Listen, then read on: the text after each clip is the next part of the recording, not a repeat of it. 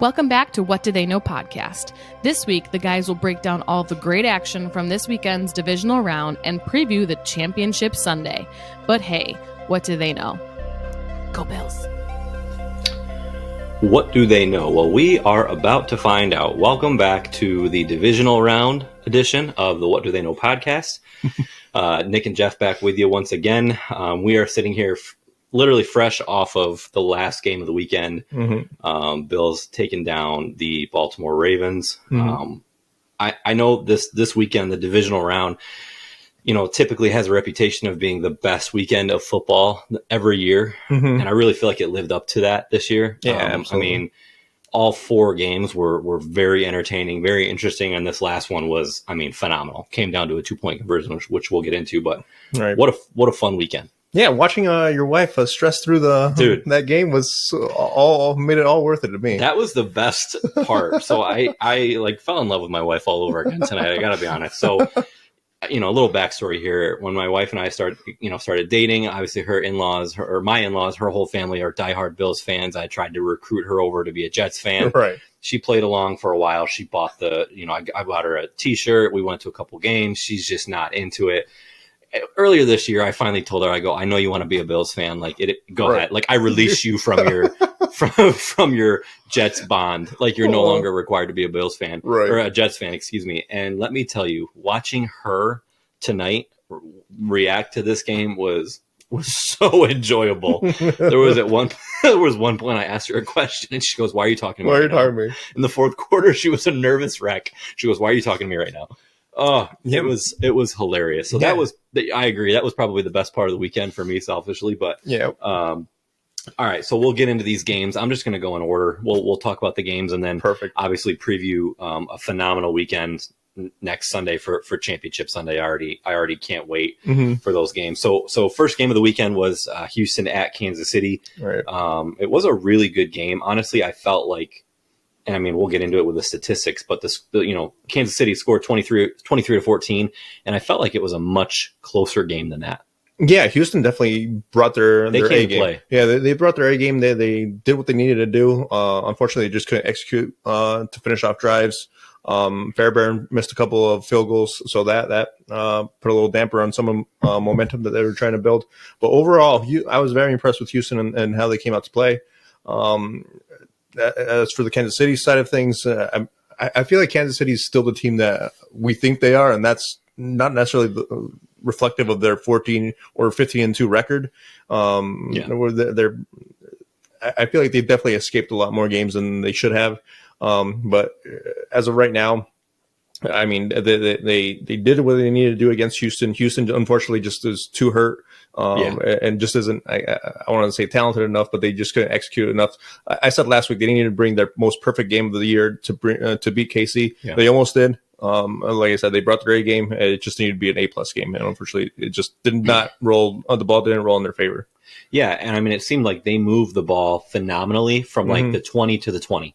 Right. You know what I mean? But then as soon as they got there, they just couldn't score. Right. They outgained Kansas City total yards, 336 to 212 total yards. So over 120 yards more than them in the game, but yet got outscored by 9 points, really 11 points if you take away the safety at the end of the game that Kansas City had. So, right. I'm annoyed by Kansas. Everybody in the country is at this point, unless you're in Kansas City, Missouri. I'm just so annoyed by them because they're just not a good football team. Right. Who is a good football team.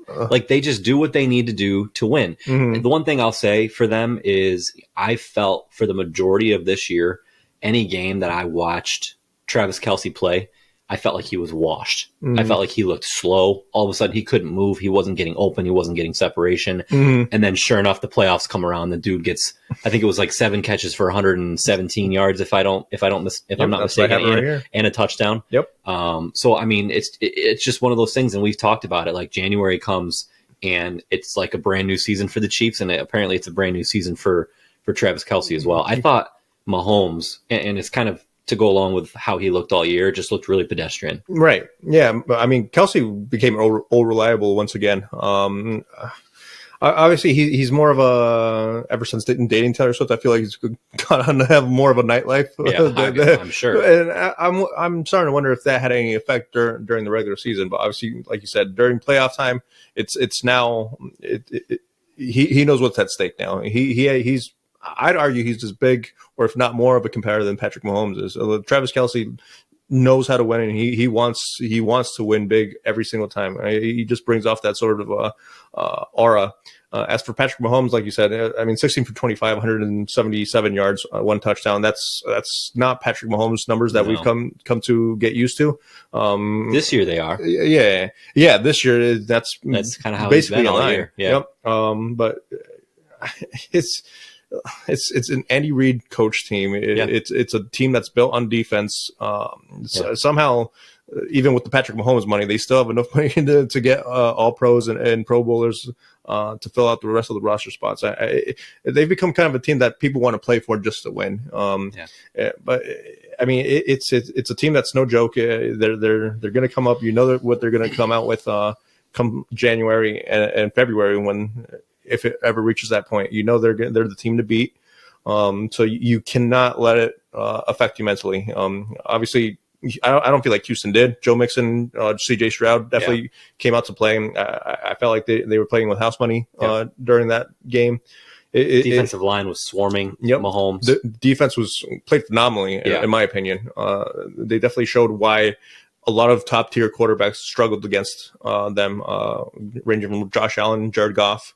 So on and so forth. So to me, Houston definitely has a lot to hold their head up high. Yeah. And I feel like next year, as long as Stephon Diggs, Tank Dell, if he comes back healthy next year, I mean that's a crucial injury that he's going to be trying to come back from. But if CJ Stroud can make that next step, rebound from this kind of like sophomore slump that he had this year, Houston has a lot of positives to go into next year. Yeah, and I'll be curious. I don't know that this will ever happen, but the same way that the NBA implemented, I think it was fines or penalties or whatever, if you started to flop. Yeah. I think something needs to be done with quarterbacks. Not necessarily for flopping, but for not for baiting defensive players. So there were a couple things. Obviously, a referee looks at Patrick Mahomes and Twitter goes crazy, right? So I mean, you got to take it at face value. I think it's a little overblown. It's just an easy punchline. Everybody loves to say it. Oh, the refs love Mahomes and the Chiefs. Blah blah blah. Yeah, get over it. The refs aren't the reason they're winning. Having said that, there were a few plays yesterday that everybody kept talking about. The first roughing the passer, which if you watch the game, I don't have an issue with the flag because if you watch the game, the replay they kept showing was basically almost from the exact vantage point of where the head referee stands, and you couldn't tell. Right. And Mahomes threw his head back, of course, so it's going to make it look like he got helmet to helmet. Right. So I don't blame the ref for that at all. Then the other, it wasn't roughing the passer, but it was an unnecessary roughness where he slid super late, and the guy, made contact to his neck, had whatever area through the flag. People said it wasn't roughing the passer, it wasn't intentional or unnecessary roughness. That was a late slide. And then there was a play that didn't get called, which I was really thankful, where he was scrambling, running around the sideline. And he literally, like right as he was about to go out of bounds, basically just stopped so that he would get smacked and go out of bounds. And 9 times out of 10, the flag gets thrown there. I was really happy that they didn't throw the flag, but something's got to be done about that. Like he's baiting these defenses into getting these extra yardage. And of course it's a quarterback, it's Patrick Mahomes. They're going to throw the flag. I just think that something's got to be done because the general public, Kansas City fans aside, are getting extremely annoyed by watching this. Oh, absolutely. Like honestly, yesterday, as I was watching that game, during those two penalties, the roughing the passer and the unsportsmanlike conduct, roughing or it became almost unwatchable because you know exactly what America was going to be saying. And I mean, it's become a cliche, but what I always say about cliches are a cliche for a reason. And with Patrick Mahomes, I feel like he understands his reputation with the refs. He understands his reputation with the NFL. He understands his reputation with the team. He knows exactly what he's doing, and he's trying to exert himself to the full extent of the rules, and that's very unsportsmanlike in my opinion. Obviously, you have Jared Goff later on in the afternoon getting blasted. Yeah, right in the chin. Right in the chin, and yet somehow Patrick Mahomes, and that second penalty, it was the two Texans players hitting each other helmet to helmet. It wasn't even Patrick Mahomes getting hit. And he drew a penalty. And I'm sure they threw the flag based off the sound, the noise, because we could hear it live. Yeah, I heard it, and I'm like, oh snap! Like somebody just got lit up. Yeah, and of course they're assuming that it's Mahomes, which shame on them. You know what assuming does. Yeah, my thing with it is with the refs is all of a sudden you're giving this team the benefit of the doubt. You're giving Patrick Mahomes the benefit of the doubt without ever really knowing for 100% certainty that that's what's happening.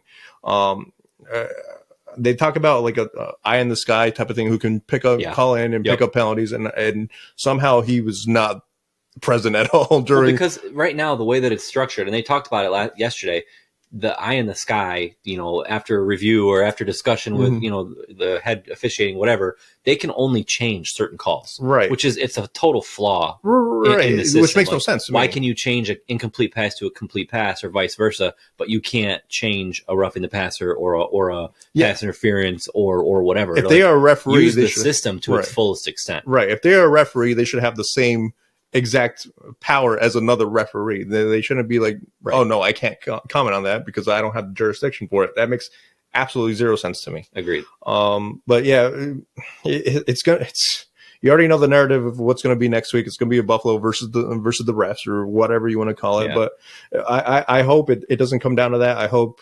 God, me too. Yeah, I really do hope that the referee staff that referees that game knows what's at stake here. Like you're putting the product legitimacy on the line right now, especially with Kansas City being back-to-back defending champions. This is their bid for a three-peat. You're seeing the same exact thing happen over and over again. It becomes repetitive. It becomes predictable. It becomes almost unbearable to watch. And I mean, if you're the NFL, I'm starting to look at this as a problem rather than say making Kansas City as the villain like the Patriots were for so long as a solution. Yeah, so I agree. That's where I'm at with that. All right, so we'll jump over to the biggest story probably of the weekend. The biggest surprise is the Commanders' really convincing win over the Detroit Lions. So final score 45-31. I mean, Jaden Daniels, I don't know what more you can say about this guy. Stamp it, put it in permanent marker. Best rookie season for a QB ever. Right. I mean, nobody thought that CJ Stroud would be outdone after last year, but good Lord. I mean, Daniels is just calm, cool, collected. I mean, one thing that I thought was really interesting is that Detroit's game plan, you could tell was just pressure, pressure, and he just picked it apart. Yeah. He just was unfazed. And obviously he's a great runner, but good Lord, can he throw the ball? There was one deep ball that he had to Brown. I think that, in the second quarter got him down to like the 5-yard line. I mean, it was literally in the bread basket. Right. Perfect. And the replay showed that the defender actually covered his eyes. So the dude couldn't even see, but he didn't need to because it was thrown literally exactly where it needed to go. Right. I mean, just a phenomenal throw. I mean, what more can you say about the Commanders? Yeah, I mean, kudos to Dan Quinn and that staff. Cliff Kingsbury, we talked about it. He's coaching his butt off. Yeah, going back to our preseason, that was the biggest hire during the offseason in terms of coaching staffs, coordinators. Cliff Kingsbury has just transcended that offense along with Jaden Daniels. I mean, 22 for 31, that's remarkable. 299 yards, 2 touchdowns. 50 rushing yards to go along with that. 50 rushing yards. The most impressive thing is he didn't turn the ball over. As a rookie, he did not turn the ball over, and that goes to standing on your point of him just being cool, calm, and collected. Obviously, on Detroit side, being down to your fourth-string defenders finally caught up to him, unfortunately. Yeah. This was supposed to be their year. The fan base felt it. They knew it. Even the team knew it. They felt it. It just happened that to be derailed by injuries and maybe a little bit of overconfidence, to be honest with you. And I mean, no one expected the Commanders to go into Detroit and wallop them in the fashion that they did. I mean, Jared Goff had probably a second worst game of the year, right behind that 5 interception game against Houston. I mean, 3 interceptions, 1 fumble loss. That's just, it's unfortunate for Jared Goff because you root for the guy, especially after being traded from basically given up on from the Rams to go to Detroit. But Detroit still has a lot to be proud of. I mean, Jahmyr Gibbs is a transcendent talent right there. I mean, 14 attempts for 105 yards on 14 attempts, 2 TDs, 70 receiving yards on 6 catches. That's phenomenal. Amon-Ra St. Brown, 8 receptions for 137 yards. Their offense is still legit. It's just going to be about rebuilding that defense and maybe creating a little bit more depth, because obviously I don't feel like any team goes into a season predicting that you're going to be down to your 4th string defenders this late in the year. I mean, you'd hope even if one of your starters gets injured, they'd come back healthy at some point in the year. But as for Detroit, it just did not work out that way. So let me ask you this, and we both kind of have more of a opinion or more of a say in this because it concerns both of our teams. Mm-hmm. With after last night, do you have any reservations about either of the assistant coaches that are Ben Johnson or Aaron Glenn, right? Those are the 2 hot candidates. That's who everybody says are going to get jobs first. Mm-hmm. And Aaron Glenn, his 2 front running teams are your Saints and my Jets. Yeah. So it kind of concerns us both, right? Right. I guess I've seen a plethora of different things on Twitter today about people who are now saying, well, why is he the front runner? Why do we want this guy? He couldn't get it done, yada, yada. Right. And then I've seen guys who I think I tend to agree with that are saying, look at the overall picture and not just one game. Right. I mean, in terms of Aaron Glenn, like he is a former Saints coach, secondary coach. And he played for the Jets. He played for the Jets. I mean, I know Aaron Glenn pretty well from his time in the Saints. Reading articles and reading the coaching staff and all that. I mean, he's to me, he's a great guy. He can be kind of like a Dan Campbell, fire people up, locker room guy who's his team's going to love him. Whether that's going to transcend into wins, no one can really predict that. I mean, in terms of, to me right now, coming off a defensive coach like Dennis Allen, I have reservations staying with defense, a defensive-minded coach, period. It doesn't matter who it is. So obviously the name that comes to my mind is Cliff Kingsbury. I love Cliff Kingsbury. Hopefully it just we don't put as much pressure on him as he felt in Arizona, and all of a sudden he just locks himself away and goes to the Himalayas or whatever. But you could very easily. I mean, it's recency bias. It could be an overreaction, but like you could make an argument that Cliff Kingsbury was not the issue in Arizona. Yeah. Oh, absolutely. I.e. Kyler Murray. Kyler Murray. Yeah. But like in terms of Aaron Glenn, I feel like you give him time, like Lions did Dan Campbell. He can turn around a culture. He definitely has the potential to definitely strout out top 5 defenses. And as long as he has a capable offensive coordinator, he should be able to build a winner wherever he goes. I have the utmost confidence in Aaron Glenn. As for Ben Johnson, I don't know. That trick play in the 4th quarter was bad. Yeah. It was really bad. The Jameson Williams interception. Yeah. I mean, even Tom Brady, who was more than likely going to hire Ben Johnson as his next head coach in Vegas. That's my prediction, at least. Even Tom Brady said that was not the best time for a trick play. Right. Yeah. So that was, I think, the one thing that maybe Johnson didn't do well. I thought that the reverse that he called in the 2nd quarter when Teddy Bridgewater came in for a couple plays and Jameis Williams took it to the house, I thought that was a phenomenal call. Yeah. But I thought the trick play in the 4th quarter was just awful. Yeah, Ben Johnson is a give and take kind of guy. He gets cutesy a lot of the time. Sometimes it works out for him, and sometimes it doesn't. He comes across like when I watch his body language, his demeanor, and I could be totally off on this, but like when I see him, he comes across like he thinks he's the smartest guy in the room. Like he's going to call all these trick plays and nobody's going to stop him. Right. I mean, he turned down the Washington job last year because he didn't like the fact that ownership was more basketball guys and not football guys, and was basically turned down a second interview, and now look at it. But right, for me, in terms of Aaron Glenn, I I'm all about Aaron Glenn. Like as a Jets fan, he's my first choice. I think for a couple reasons. He's an X's and O's guy. Yeah. Alex Anzalone, the middle linebacker, was on with Adam Schefter on his podcast this week and said that he has all the same qualities that Dan Campbell has, which you just spoke of. And even this week, somebody asked Aaron Glenn, like, what would you say to somebody who is hesitant about bringing in a defensive guy? And he literally said, like, yes, I'm a defensive coordinator. He goes, but I'm going to be everywhere. He goes, I know the offense. I know the special teams. I just happen to be coaching defense, which I think is exactly what you want to hear.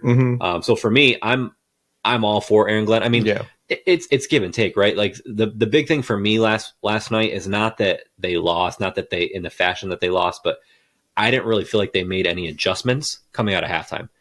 They continued to send the house. Yeah. And that was the one thing was like, okay, like there didn't seem to be any shift in game plan and Daniels just continued to pick them apart. Yeah. I mean, you'd wonder how much that goes with personnel. Obviously Aaron Glenn probably wonders like, can you have Terry McLaurin on the other side, Brian Robinson Jr., Austin Eckler had like 6 rushes for like 50 yards. Yeah. You just wonder how this is the best game plan I can come up with the lack of personnel that I have right now. Like I just have to try to force them into errors and rely on takeaways because their offense was going to score a lot of points. I mean, they scored 31, but giving up 45 is a tall task to overcome. I mean, it's just one of those things where you wish you had some sort of adjustment because over there on the other side of things, Cliff Kingsbury is just not gonna. He knows offense as best as any other offense coordinator in the league. So, and Jaden Daniels having the rookie season that he does, put a nail in the coffin on that one. But it's just one of those things where everything just spiraled out of control for Detroit. It was all season long with the injuries. Yeah, I mean, last thing on this game, at least for me, is I'll be really curious to see what Detroit looks like next week or next year. I mean, they could potentially lose both their coordinators. I mean, that's about as good of a season as you're going to have. Yeah, best chance you're going to have to make it to the Super Bowl. I mean, 15 wins, unbelievable, historic offense. I just don't know what next year looks like for them. That's the part where I'm like, if I'm Dan Campbell, I'm sick to my stomach. Like, how do you improve off a 15-win season? Other than obviously being less injured. Yeah. You know what I mean? Things that are out of your control at that point. Right. Yeah, I don't know. Obviously you're probably going to have to replace both coordinators. So it starts there. After that, we'll see what schemes whether that's like a 3-4, 4-3 defense, what sort of offense the new coordinator caters to. Obviously, when you hire a coordinator, you're going to have to make sure that they know Jared Goff is your quarterback because you have some people who rely more on a mobile quarterback, and Jared Goff is not necessarily that. So no, he's definitely not. Yeah, so Detroit will be looking a little bit different. No more. I'm wondering if it's going to change Dan Campbell's stance on his coaching, whether he's going to go for it on fourth downs all the time, because Ben Johnson's offense is, like you said, it can get cutesy and definitely complements the fourth down mentality. Yeah, but if it gets something a little bit more traditional, you wonder if that would kind of contradict Dan Campbell's fourth down mentality. But yeah, we'll see. And I mean, as far as Washington goes, it gives me hope as a Jets fan that, I mean, if you get the right quarterback, you bring in a good general manager, you get pieces around him, you bring in a good, spunky, fiery head coach, Dan Quinn, who, basically goes for it every fourth down. I don't think the Commanders are going to kick a field goal at all next week. The one time they did this week, they missed. Yeah. So I mean, I just what a season. And, and it really, and it's funny. Even my wife said this today, like, "Oh, maybe there's hope for the Jets after all." Like out of nowhere, yeah, like, just a sucker punch for no reason. Got astray for no reason. Yeah, she didn't even say anything. I know. Like, hey, I know, just unwarranted. But she's not wrong. I mean, it gives you hope if you have a sucky team, right? That you bring in the right people, you find the right quarterback, and I mean, they won 4 games last year. and now they're in the NFC Championship. Yeah, it's crazy to think about. Unbelievable. I mean, in terms of rebuilding, I feel like the NFL isn't, like you said, it depends on the quarterback, and if you can get a good quarterback on their like rookie contract, then the rest of the roster kind of falls into place. Yeah, and a good head coach. Those are the two necessities when it comes to turning around a franchise. And kudos to the Washington Commanders, they found it. But I don't know, baseball to me is pretty easy in rebuilding because of the farm system. Basketball is tough because they don't really have a farm system. But in terms of football, you get your head coach, quarterback, you're good for build from the top down for sure. Yeah, and you're good until at least his contract expires, and you have to re-sign him to mega deals or mega bucks. Yep. All right. So we know that Washington will be in the NFC Championship next week. They will be facing the Philadelphia Eagles after the Eagles beat the Rams today 28-22. Mm-hmm. I'm annoyed. You're annoyed by the Eagles almost as much as I'm annoyed by the Chiefs. I wouldn't go that far. I think the Eagles are a better team than the Chiefs, but Saquon is literally carrying this team. Yeah. I mean, 26 attempts today, 205 yards, 2 touchdowns. Jalen Hurts had 128 passing yards to go along with 70 rushing yards and a touchdown. It's literally Saquon and the defense. This is why I told you Saquon transcends that offense and that team. So frustrating, man. Could you imagine if this team did not have Saquon? No, they would not be here. No, they probably wouldn't even made the playoffs. To be honest with you, that's how stagnant their offense became at the end of the last year, and that's why they got trounced or bounced in the first their first playoff game because it became stagnant. Yeah. It was Jalen Hurts, AJ Brown, and Devontae Smith, and when you frustrate AJ Brown, he checks out, and there goes your passing game. He goes to read a book. He goes to read a book. So Barkley being there, 200 plus yards, and that's the thing. You know what they're going to do. You know exactly what Philadelphia is trying to do. And you right now, you cannot stop Saquon. Well, I think part of it for me is like, so of those 205 rushing yards, he had a 78-yard touchdown and a 66-yard touchdown. So that's 140 yards right there on 2 rushes. Yep. So the other, where am I looking? 24. The other 24 rushes, he got like 60 to 70 yards. Right. I take that all day. Like you just like if you can keep him from the explosive play, they're nothing. I mean, that's probably why they rush him so much, though, because they know Saquon can break it. He can break one. Yep. So, like, you know what? You didn't get on this one. You're getting it on the next one. I mean, 26 rushes is a lot for modern days running back because you really see a lot of backfields by committee. So Saquon almost getting in between 20 to 30 touches a game. That's if you can somehow double team even Saquon, like just have someone make sure he does not get behind you in the passing game, or even if he needs a spy for a running game, make sure you follow that man. It's just become one of those things where you know what they're trying to do, and I feel like AJ Brown has kind of even checked himself out. Even he's like a non-factor. Yeah, he looks just not interested. And I mean, he had like 7 targets or 8 targets for 2 receptions and 14 yards. So the guy is. I don't know if they're just blanketing him, but it just feels like it's become the Saquon Barkley show, and I don't feel like AJ Brown's a fan.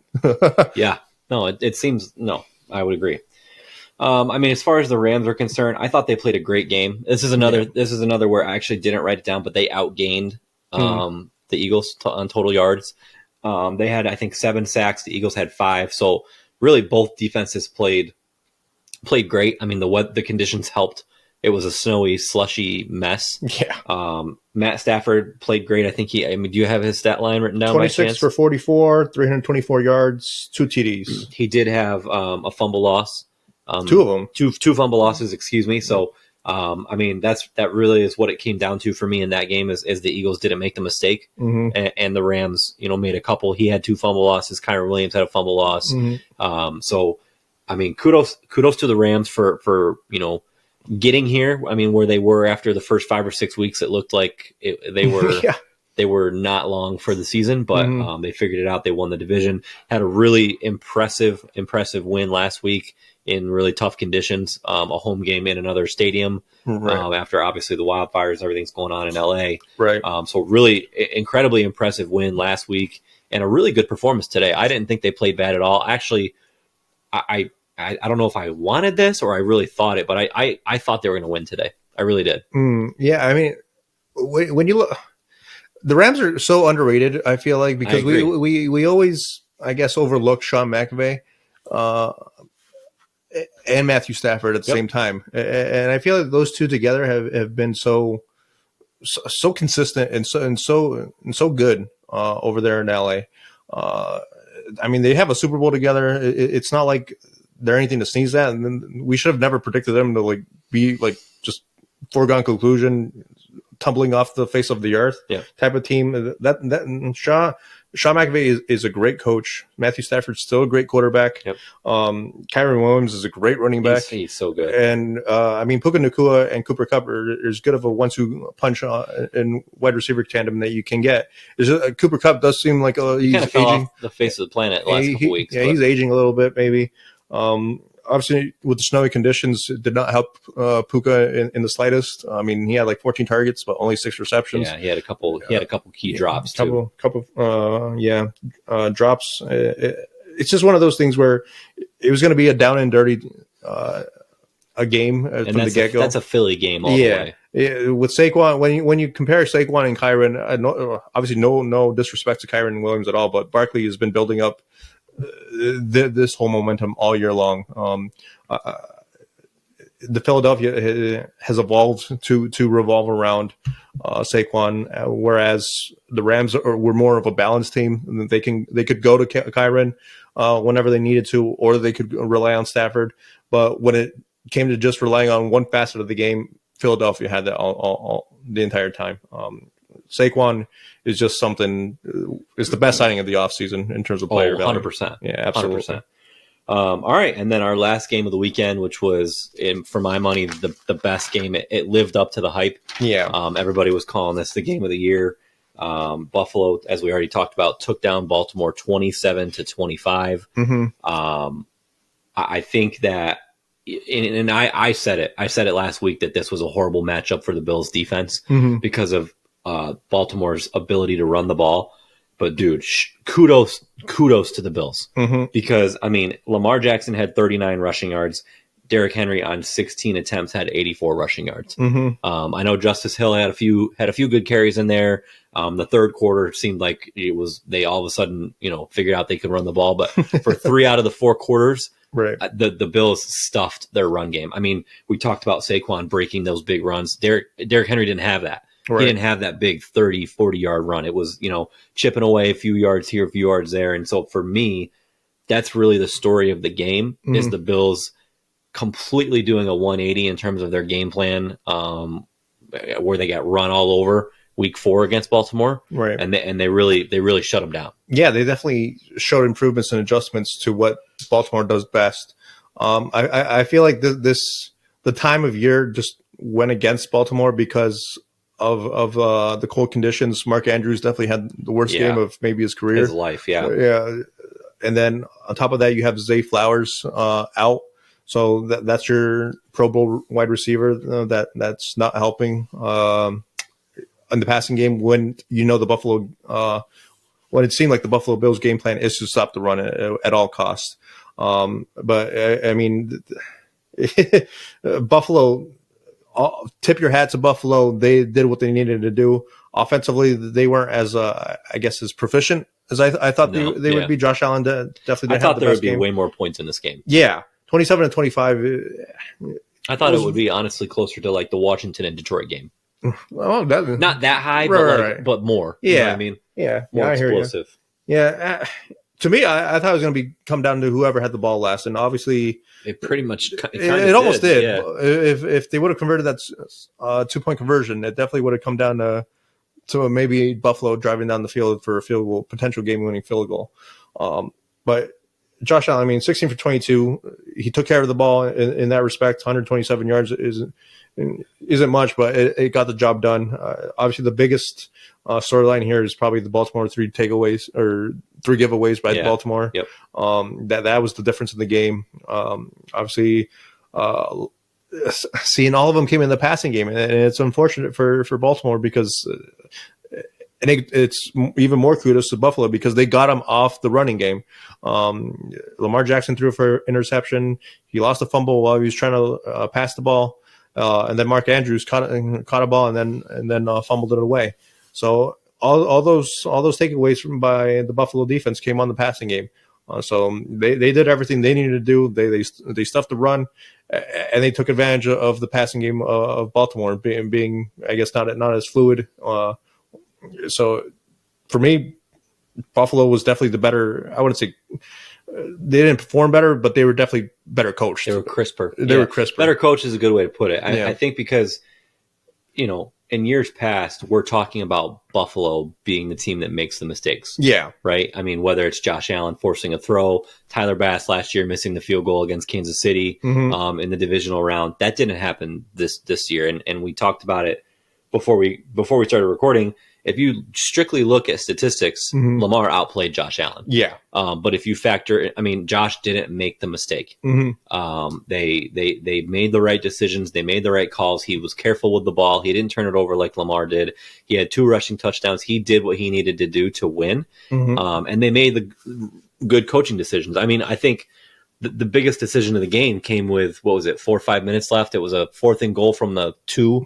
They could have gone for it to put the nail in the coffin, or they could have kicked the field goal to go up 8 points to where Baltimore was going to need the touchdown and the 2-point conversion. Ultimately, that's what they decided to do, to kick the field goal. And it ended up being a massive, massive play because the 2-point conversion, obviously Mark Andrews dropped, as you already talked about. That was the game-winning field goal. That was the game. Yep. Yeah. So putting the pressure on Baltimore offense on that play was definitely they're showing a replay of it right now. Showing a replay right now. Obviously Mark Andrews, if he just catches that ball, there's no one really around him. 3 yards around. He falls right into he's going to fall right into the end zone. Yeah. So it was a perfect play call, perfect throw. You couldn't have placed it any better. Right. It just a drop. Yeah. Just a drop. No way around it. He had the fumble 4 or 5 minutes before that, so it was a really, really not good game for Mark Andrews. Right, definitely forgettable. Buffalo moves on, and they play Kansas City next. But to me, this was definitely a game that lived up to the hype for me. Yeah, agreed. I think next week, kind of looking forward, I think next week for me is the Super Bowl. like Chiefs Bills. Dude, I cannot freaking wait for this game. Obviously, everybody knows the Bills have been unable to beat the Chiefs in the playoffs. They beat them in the regular season. They lose in the playoffs. That's what they do, right? Mahomes is 3-0 against Allen in the playoffs.